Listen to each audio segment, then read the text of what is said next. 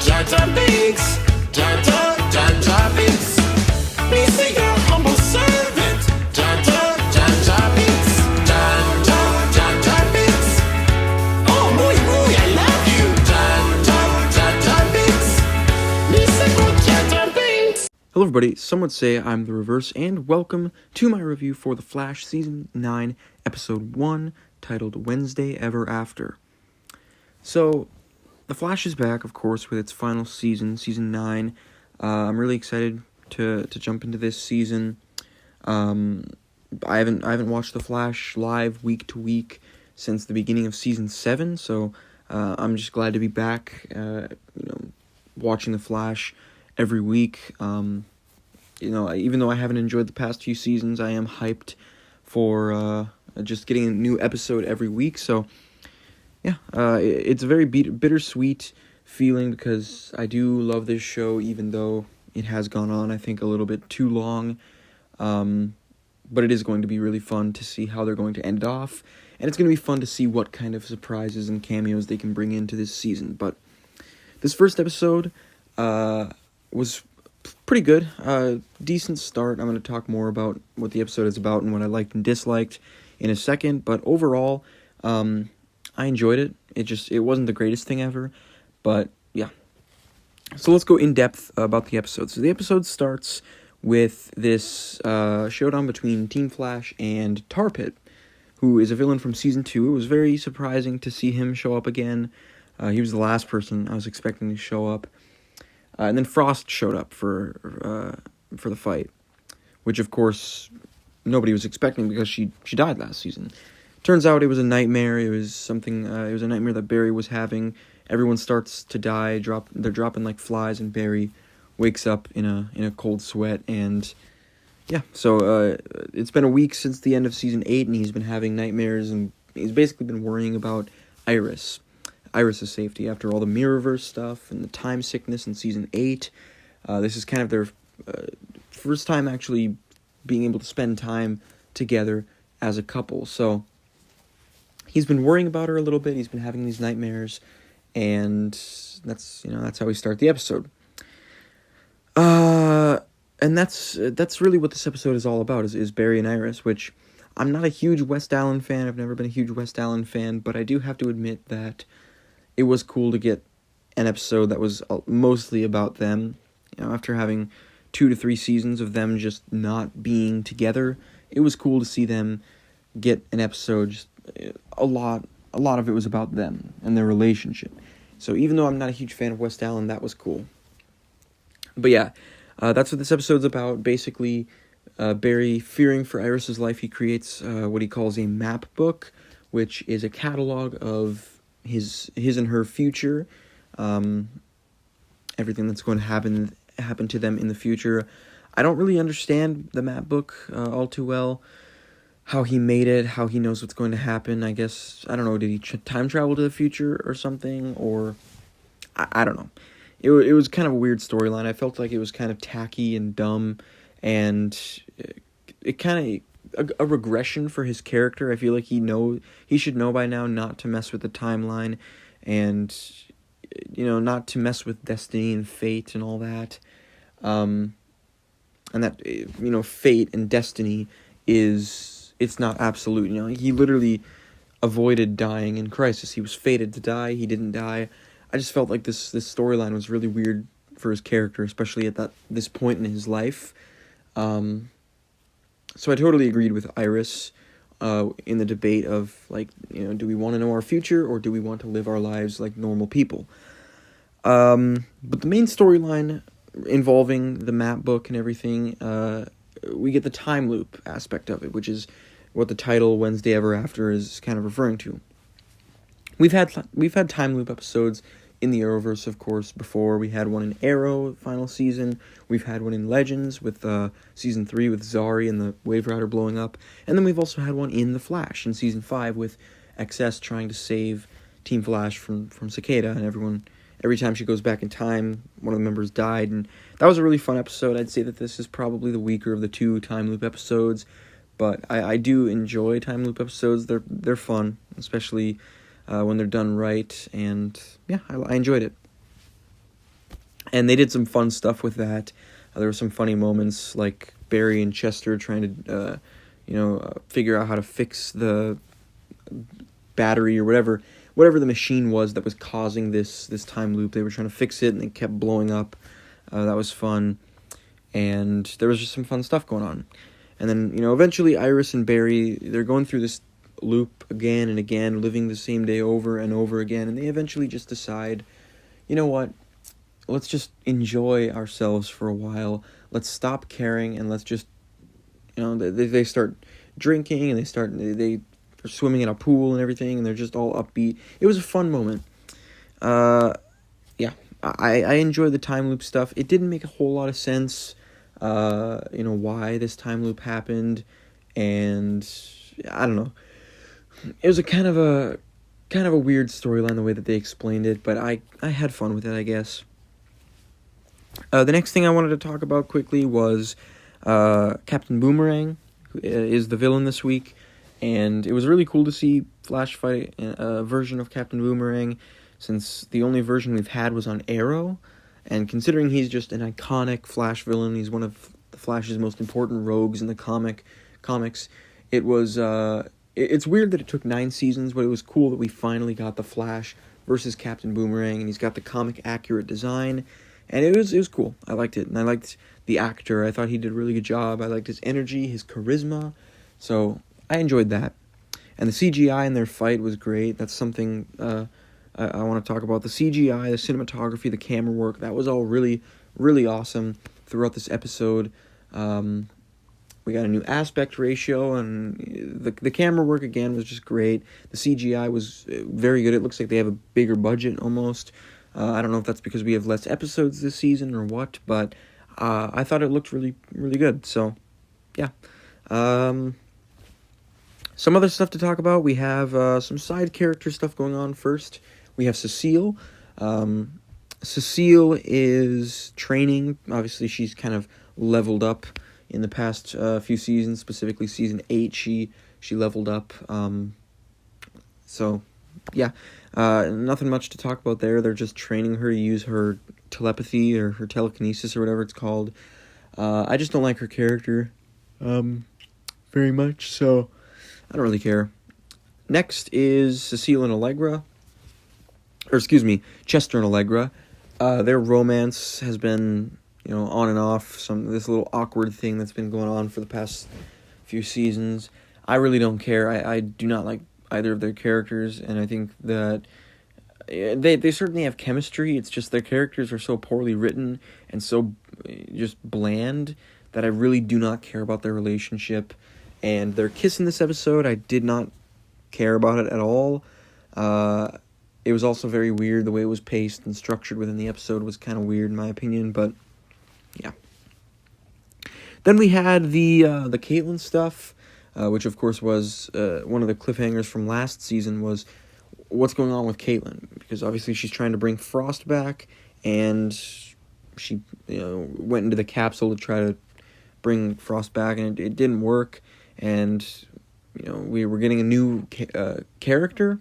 It's not Caitlyn, it's not Frost. We don't know who she is. We know from the trailer for the next episode that we're going to get a lot of stuff involving the Caitlyn storyline. So, I'm mildly intrigued by this storyline and interested to see what's going on with her character, who she is, where she came from, all of that. So, that should be cool. It's just, it's not at all the most interesting thing going on this season, which the most interesting thing I'll talk about when I get to that. I do have to say, something I forgot to mention quickly is Caitlyn's design, or whatever her character's name is now. Her design is pretty lame.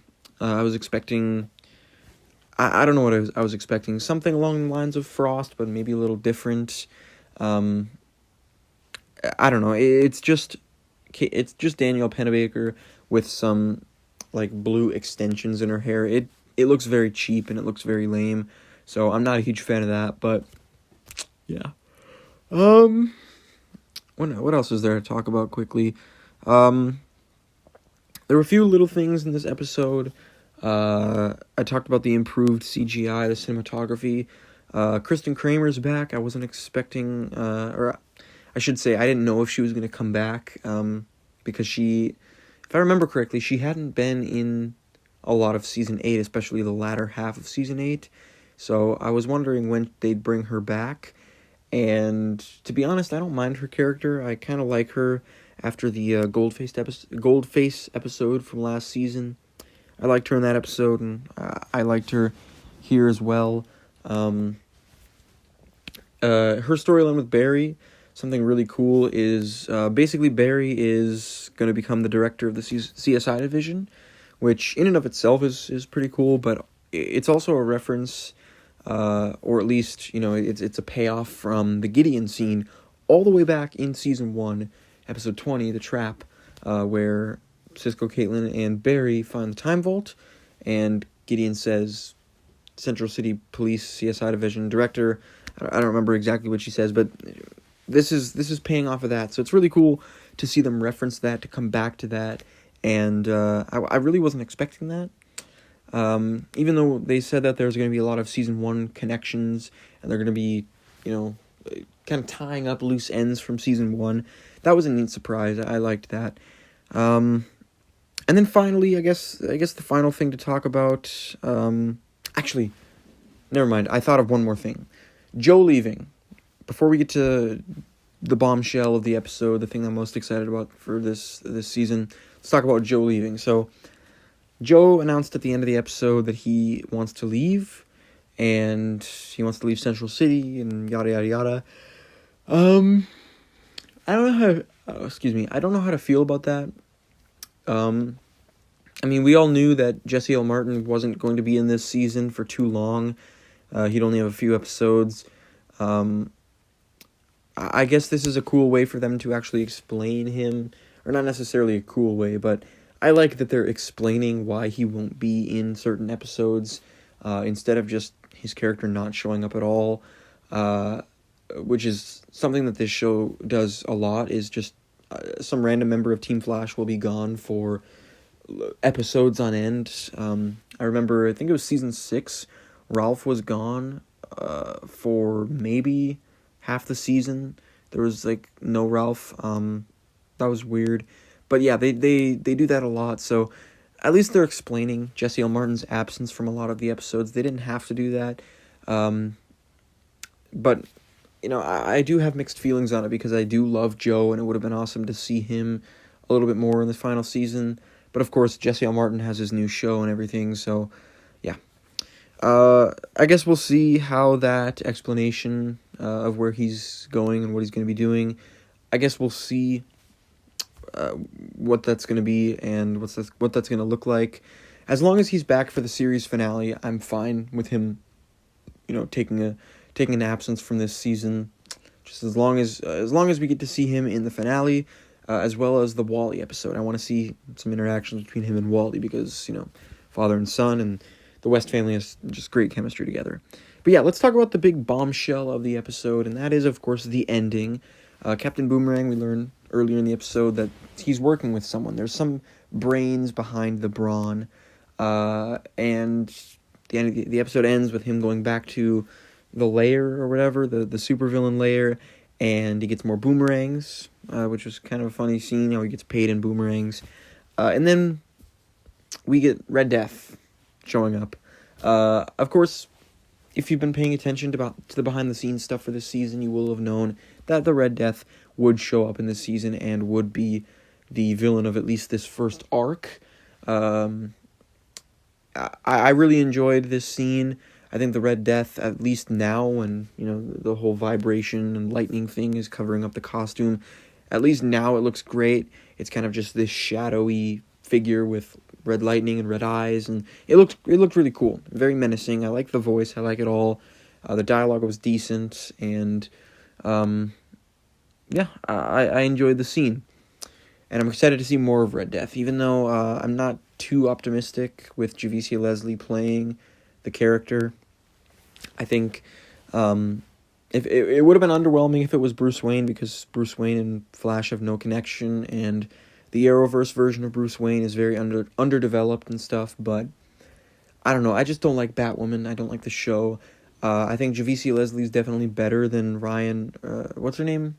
Not Ryan. Ryan Wilder's her character. What's Ruby Rose? I think Javicia Leslie is a lot better in the role than Ruby Rose. I still don't think she's a great actress. I guess we'll wait and see how she does as the villain. But yeah, I'm not going to judge a book by its cover. I'm going to wait until the episodes come out where we actually get to see her performance. So yeah, that ending scene was really cool. So I guess I'll just comment on what we have so far. Red Death, cool introduction. So I'm really excited to see more of that. But yeah, next episode, I'm going to be doing the same thing. I'm going to be reviewing all the episodes of this season. Next episode is called Hear No Evil. And it's basically, from the trailer, it looks like it's going to be about the Caitlyn storyline, which I don't mind. Again, I said I was intrigued by that stuff. I'm intrigued to see who Caitlyn, or who Danielle Panabaker is playing, what's her name, what's her origin, what's her motivation, what's her allegiance, stuff like that. And, you know, Hartley's showing up based on the trailer, and based on the set photos, we're going to get him and Goldface and a bunch of other characters. And, you know, Batwoman will be in this arc, it seems, based on the set photos. I don't know. I enjoyed this episode.